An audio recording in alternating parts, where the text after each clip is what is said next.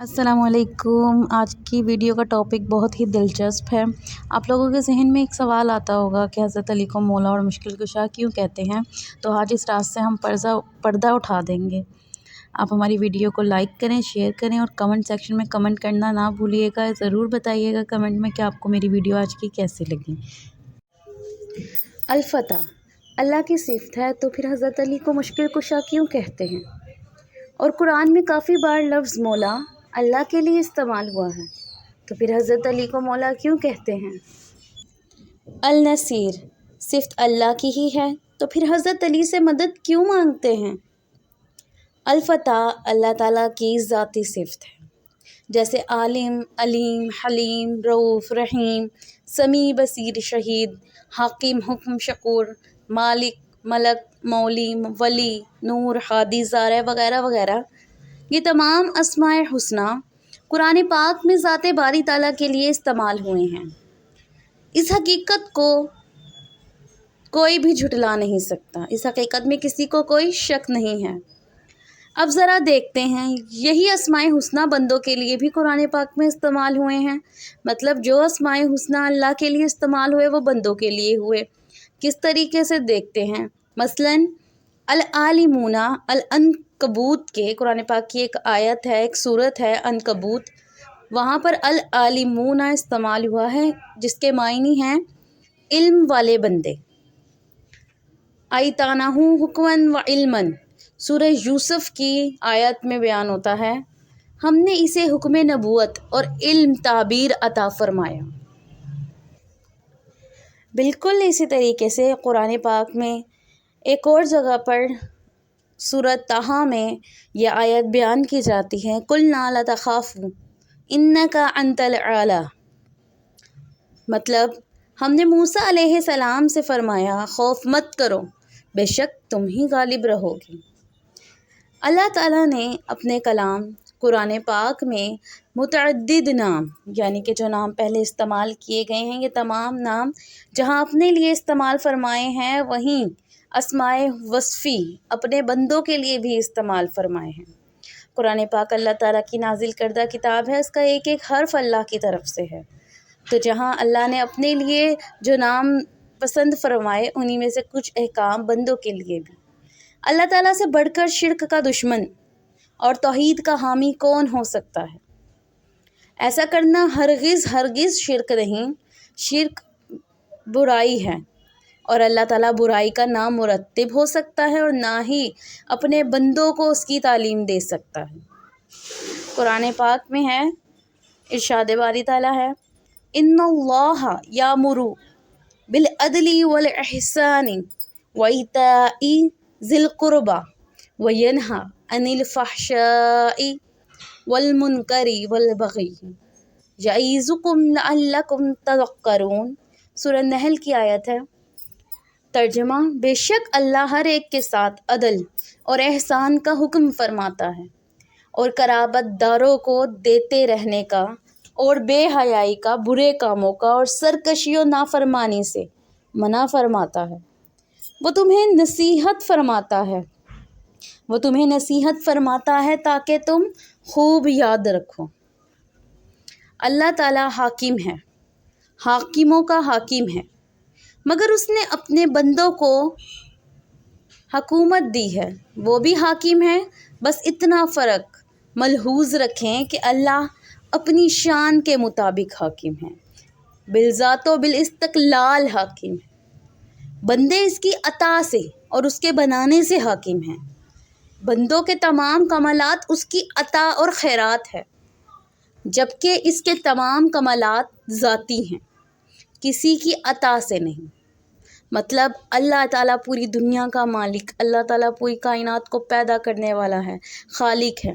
अल्लाह ताला ख़ुद पूरी दुनिया को चलाने वाले हाकिम हैं। लेकिन अल्लाह ताला ने इसी दुनिया में कुछ सल्तनत, कुछ हुकूमत बनाई, जहाँ पे कोई एक शख्स वहाँ उस हिस्से में हुकूमत करता है। अब मौला का मतलब बयान करते हैं। मौला का मतलब अल्लाह ताला ने कुरान पाक में इरशाद फरमाया है। कुरान पाक की ही एक सूरत अल-तहरीम में आयत है, फ़इन्नल्लाहा हुवा मौलहु व जिब्रीलु व स्वालिहु मुमिनीन वल मलाइकतु बाद ज़ालिका ज़हीर। सो बेशक अल्लाह ही उनका दोस्त और मददगार है, और जिब्रील और सालेह मोमिनीन भी, और उसके बाद सारे फरिश्ते भी उनके मददगार हैं। मदद करने वाला तो अल्लाह ताला, लेकिन अल्लाह ताला ने अपनी आयत में ही बयान फरमाया कि मदद करने वाला बेशक अल्लाह, लेकिन जिब्रील और सच्चे मुसलमान भी मदद करने वाले हैं, वो भी मोमिन हैं, वो भी मददगार हैं। यहाँ पर अल्लाह ताला ने ख़ुद इस बात को वाज़े कर दिया। यहाँ पर मौला मददगार के मायने में इस्तेमाल हुआ है, यानी कि मौला का मतलब मालिक और सबके पैदा करने वाला नहीं, बल्कि मौला मददगार के मायने में इस्तेमाल हुआ है। देखा रसूलुल्लाह सल्लल्लाहु अलैहि वसल्लम के मददगार मौला कौन कौन हैं। अल्लाह ताला, जिब्रील अलैहिस्सलाम, नेक मुसलमान और तमाम फरिश्ते, यानी कि हज़रत मोहम्मद मुस्तफ़ा सल्लल्लाहु अलैहि वसल्लम के नसीर मददगार दोस्त जो हैं अल्लाह ताला हैं, जिब्रील अलैहिस्सलाम हैं, नेक मुसलमान हैं, तमाम फरिश्ते हैं। ये कहना जहालत है कि अल्लाह ही मौला है, ये कहना जहालत है कि अल्लाह ही मौला है, मौला के मायने मददगार के हैं। जब सालेह मोमिनीन नबी पाक सल्लल्लाहु अलैहि वसल्लम के मददगार हैं, जिब्रील अलैहिस्सलाम हुजूर सल्लल्लाहु अलैहि वसल्लम के मददगार हैं, तो नेक मुसलमान और जिब्रील अलैहिस्सलाम तो नहीं, अहले ईमान हैं। मसीह अलैहिस्सलाम फरमाते हैं, मन अंसारी इलल्लाहि काल हवारियूना नहनु अंसारुल्लाहि। उसने कहा, अल्लाह की तरफ कौन लोग मेरे मददगार हैं? तो उसके मुखलिस साथियों ने अर्ज़ किया, हम अल्लाह के दीन के मददगार हैं। क्या तर्जुमा है? अल्लाह की तरफ कौन लोग मेरे मददगार हैं? तो उसके मुखलिस साथियों ने अर्ज़ किया कि हम अल्लाह के दीन के मददगार हैं। अल इमरान की आयत में ऐसा लिखा है।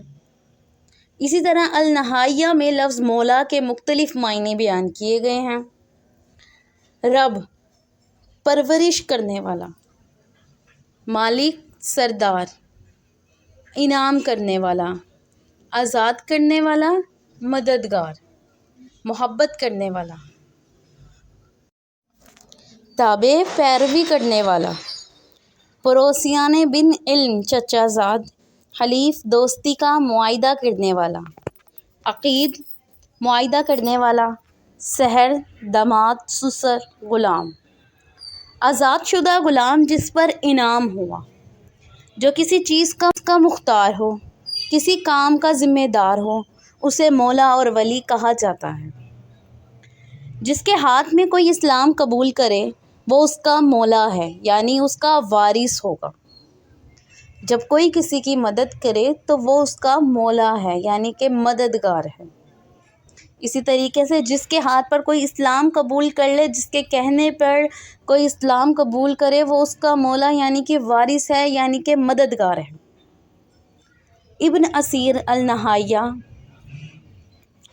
मुश्किल कुशा। हज़रत अली को मुश्किल कुशा क्यों कहा जाता है? उम्मीद है आप सबका मौला के मायने लेकर तमाम डाउट्स क्लियर हो गए होंगे। अब मुश्किल कुशा पर बात करते हैं। हज़रत अली को मुश्किल कुशा क्यों कहा जाता है?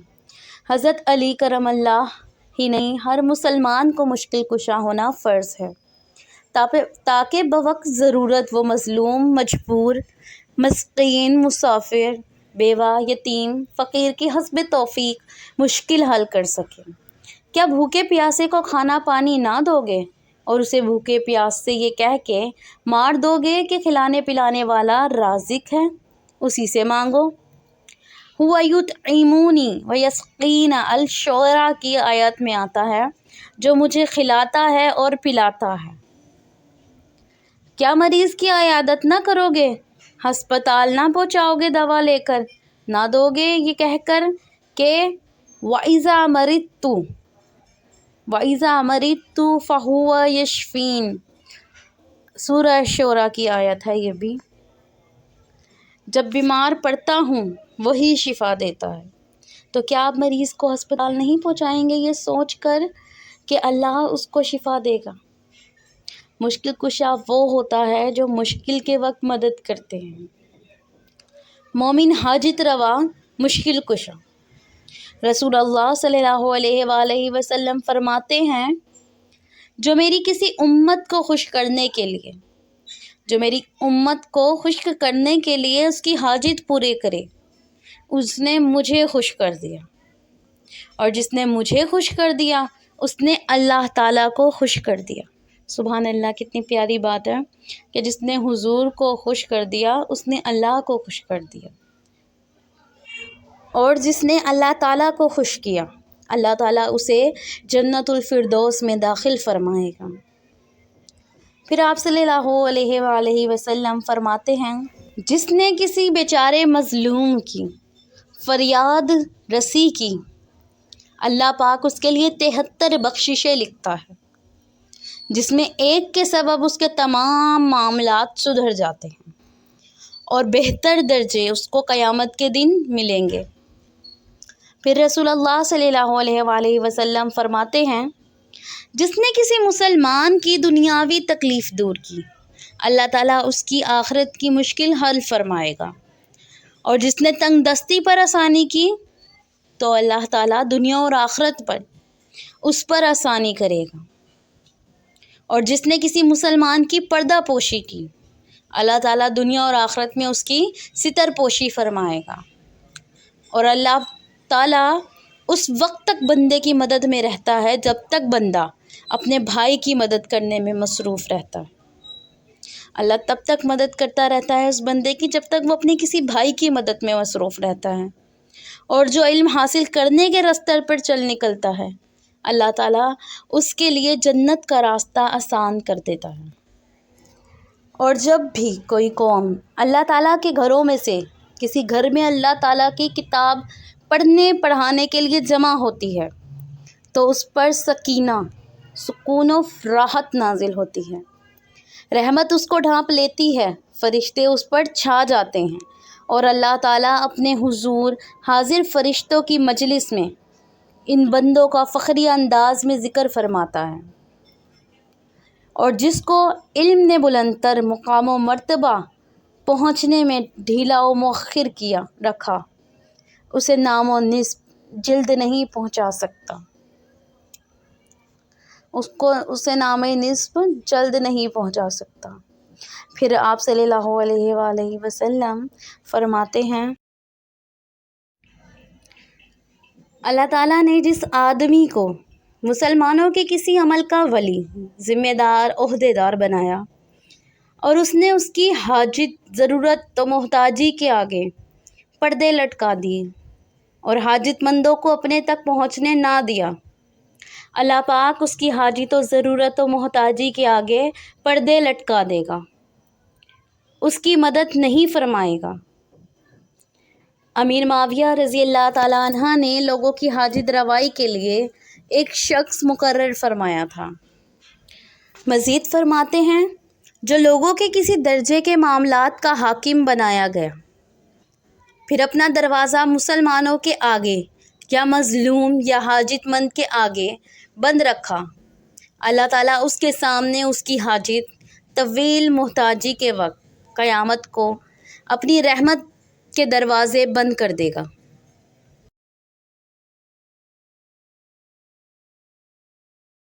ویڈیو اچھی لگی ہو تو ہمارے چینل کو سبسکرائب کر لیں اور کمنٹ سیکشن میں کمنٹ کرنا نہ بھولیں۔ ویڈیو کو اینڈ تک دیکھنے کا بہت بہت شکریہ۔